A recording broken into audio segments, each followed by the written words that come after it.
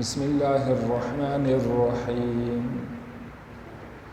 قل لمن ما فی السماوات والارض قل اللہ كتب على نفسه الرحمة ليجمعنكم إلى يوم القيامة لا ريب فيه الذين خسروا أنفسهم فهم لا يؤمنون وله ما سكن في الليل والنهار وهو السميع العليم قل أغير الله أتخذ وليا فاطر السماوات والأرض وهو يطعم ولا يطعم قل إني أمرت أن أكون أول من أسلم ولا تكونن من المشركين صدق الله العظيم۔ قل اے پیغمبر صلی اللہ علیہ وسلم آپ فرما دیجئے، لمن کس کے لیے ہے، ما فی السماوات جو کچھ آسمانوں میں ہے، والارض اور جو کچھ زمین میں ہے۔ قل آپ فرما دیجئے، للہ اللہ ہی کے لیے ہے، کتبہ اس نے لکھ ڈالا ہے، اعلیٰ نفسی ہی اپنی ذات پر، الرحمت مہربانی کو، رحمت کو، لیجمعنکم یقیناً وہ تمہیں جمع کرے گا، ضرور بالضرور وہ تمہیں اکٹھا کرے گا، الی یوم القیامہ قیامت کے دن، لا ریب فیہ اس میں کوئی شک نہیں ہے، الذین خسروا وہ لوگ جنہوں نے نقصان میں ڈالا، انفسہم اپنی جانوں کو، فہم لا یؤمنون پس وہ یقین نہیں کرتے، وَلَهُ اور اسی ہی کے لیے، ما سکنا جو سکون حاصل کرتا ہے، فی اللیل والنہار رات میں اور دن میں، وَهُوَ السَّمِيعُ اور وہ خوب سننے والا ہے، العلیم سب کچھ جاننے والا ہے۔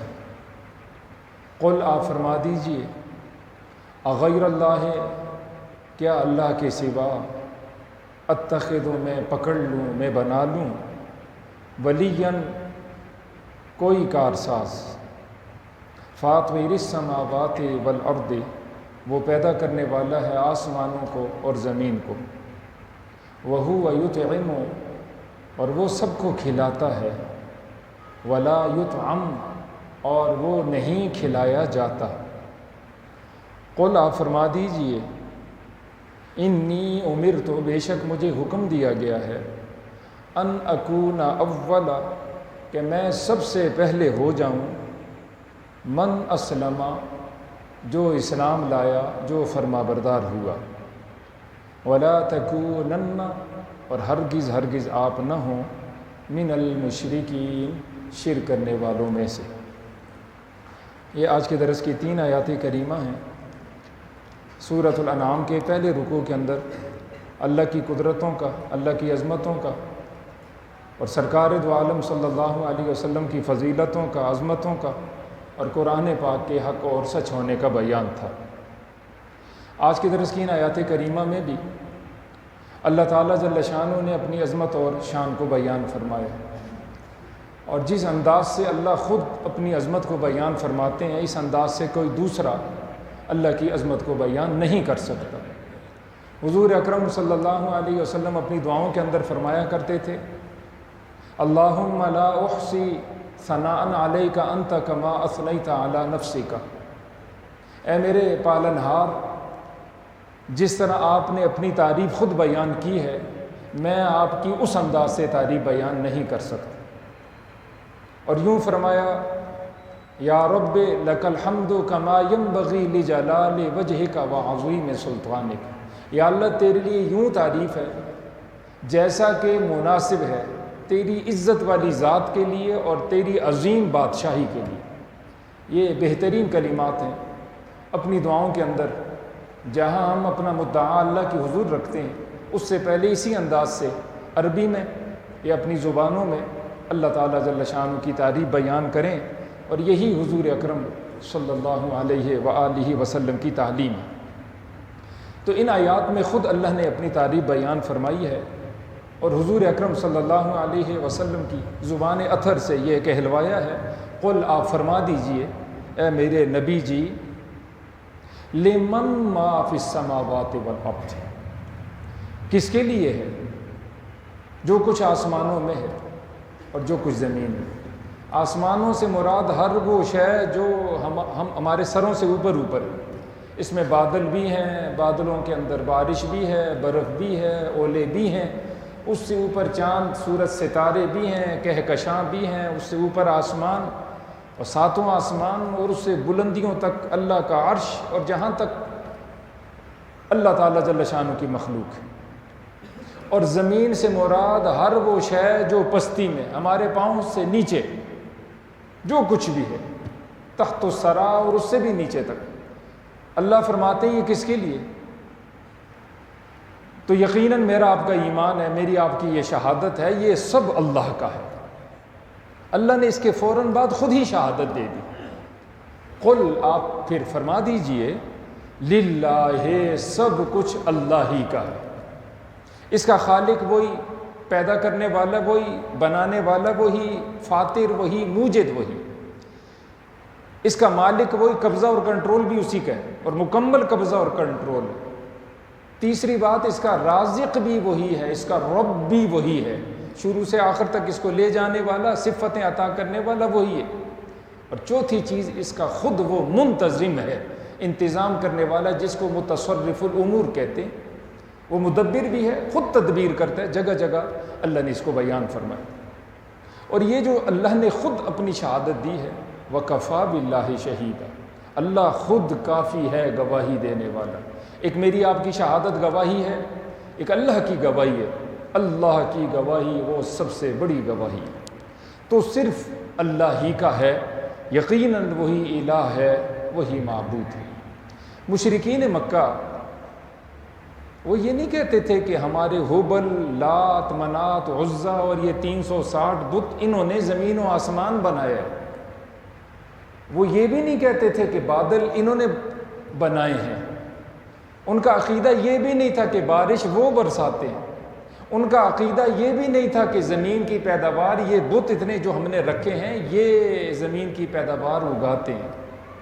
جگہ جگہ مکی صورتوں میں اس کا بیان ہے۔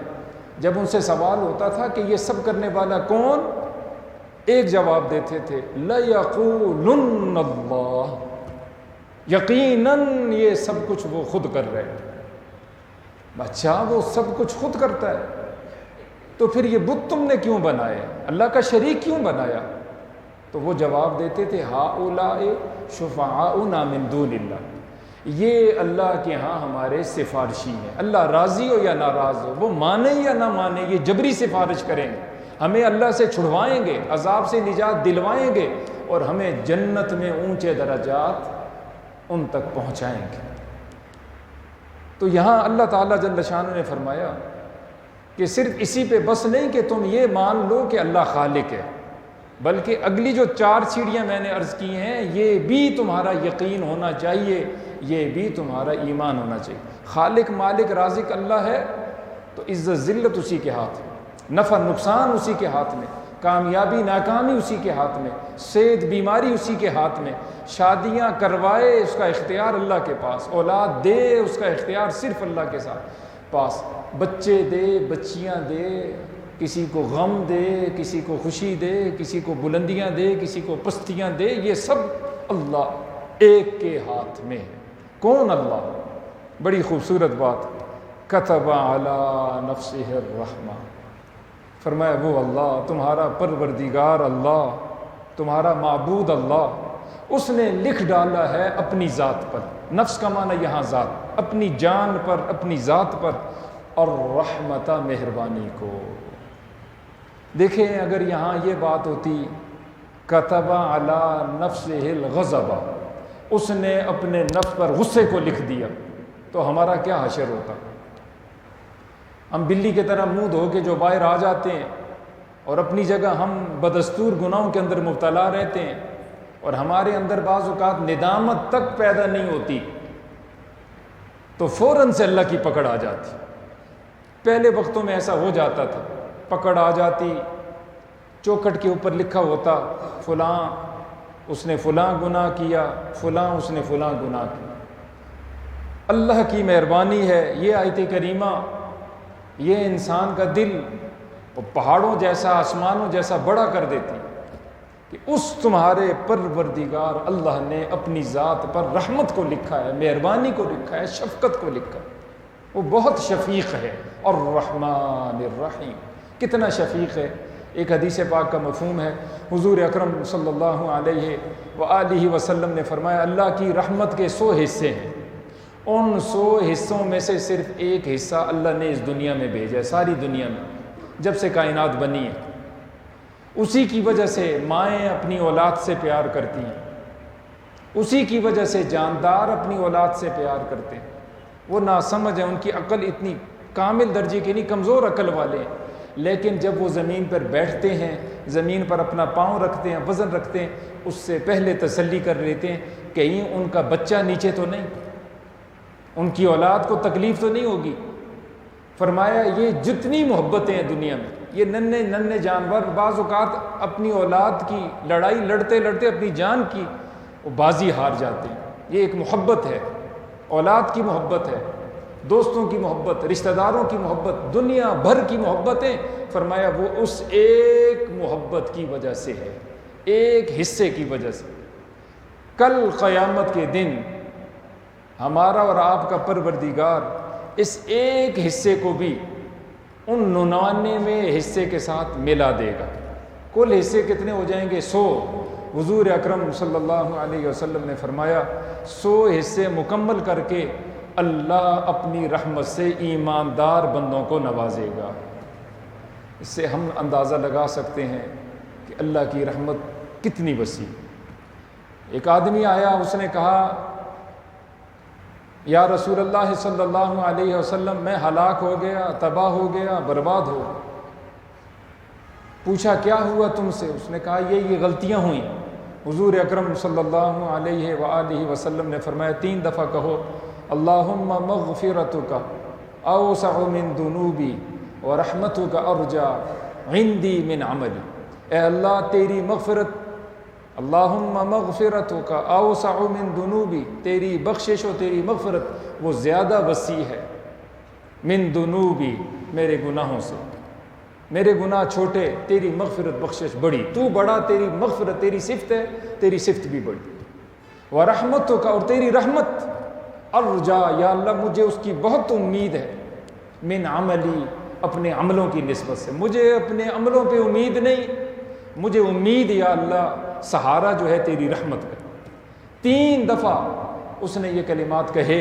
حضور اکرم صلی اللہ علیہ وآلہ وسلم نے فرمایا جا اللہ نے تیرے قصوروں کو معاف کر دی۔ تو اس کیفیت کے ساتھ ہم اللہ کی حضور معافی مانگیں، اللہ کے ساتھ بہت امید لگانے والے ہیں۔ جنت میں 3 سطریں موجود ہیں۔ پہلی سطر لا الہ الا اللہ محمد الرسول اللہ، دوسری سطر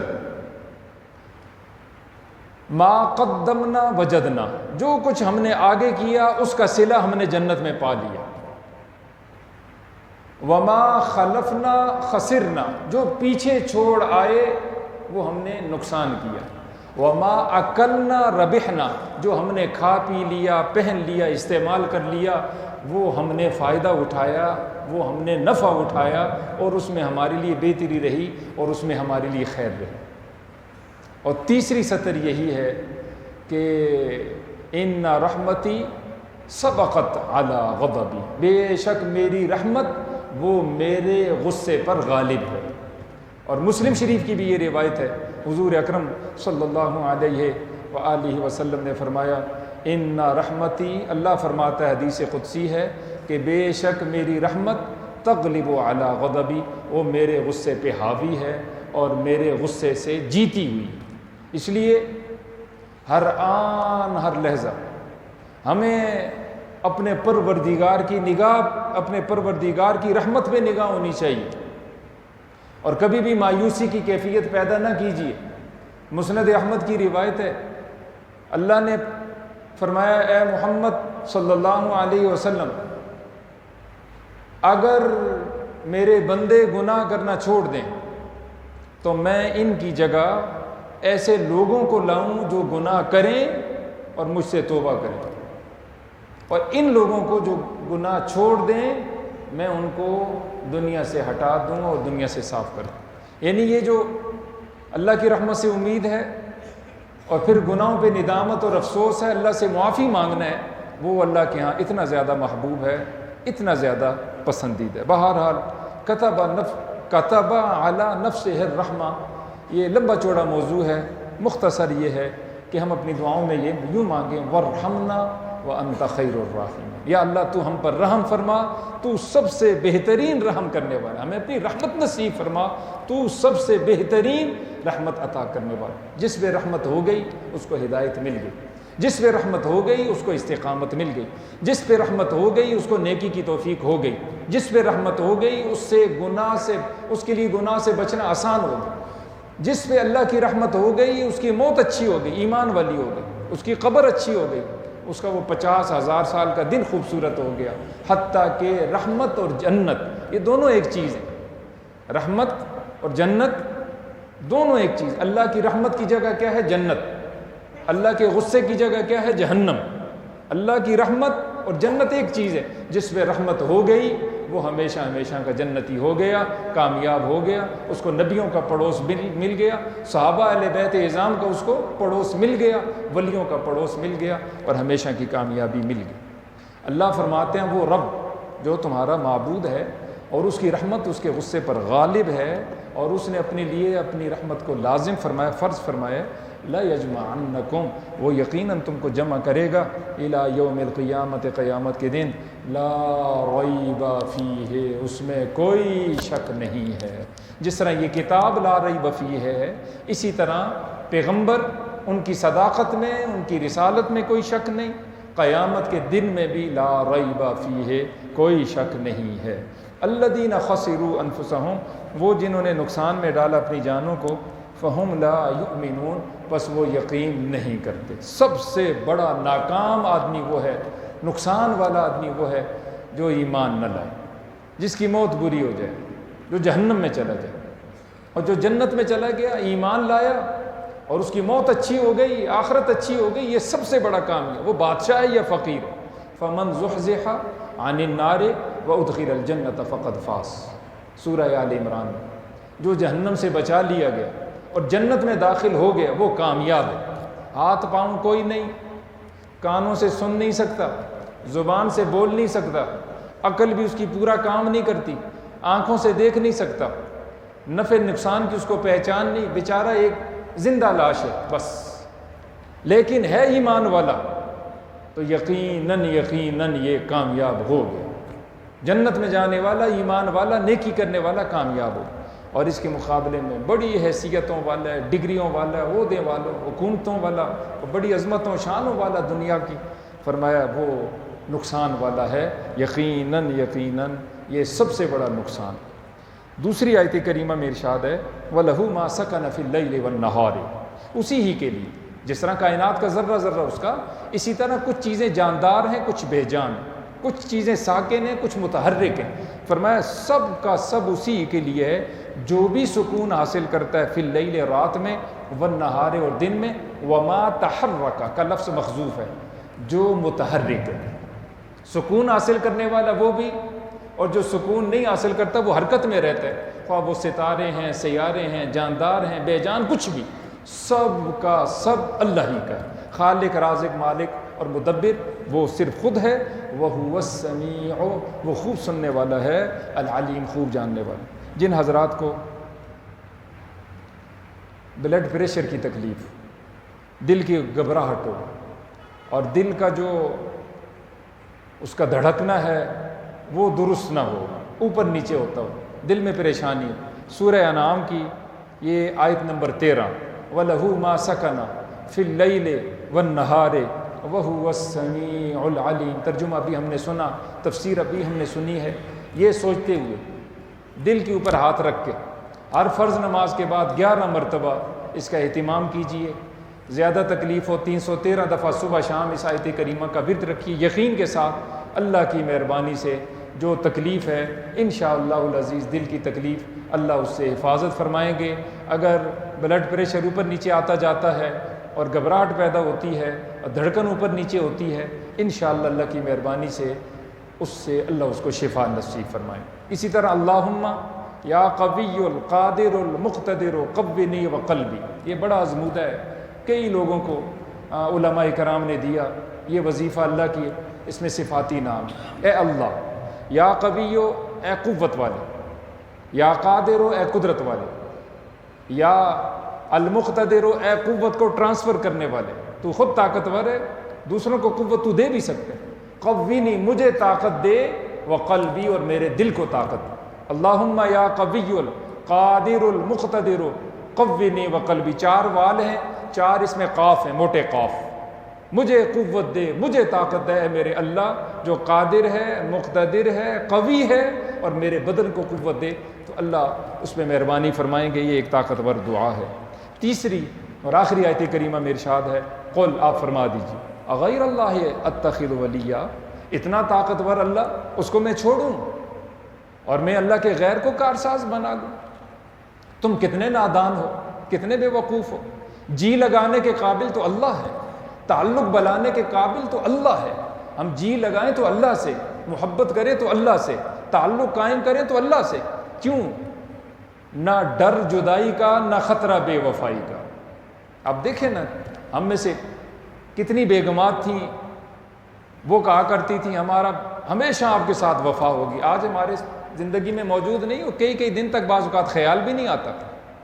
اولاد جو بڑے دعوے کرتی تھی، اور ہمارے دوست احباب، ہمارے تعلق والے کہ ہم وفا کریں گے، جان دے دیں گے، ایسا کر دیں گے، ایسا کر دیں گے، جب دنیا میں انہوں نے ہمارا ہاتھ چھوڑ دیا، وہ ہم سے جدا ہو گئے، تو آخرت میں کیا وفا کریں گے؟ وہ تو قرآن پاک کی ساری آیات کریمہ ہمارے سامنے۔ تو تعلق بنائیے تو کس سے؟ اللہ سے، نہ ڈر جدائی کا، نہ خطرہ بے وفائی کا۔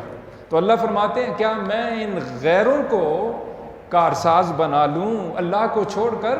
فاطر السماوات والارض، جو آسمانوں کا فاطر ہے، نئے انداز سے بنانے والا، بغیر نمونے کے بنانے والا ہے، اور زمینوں کا بنانے والا، وہو یطعم ولا یطعم، وہ کھانا کھلاتا ہے سب کو۔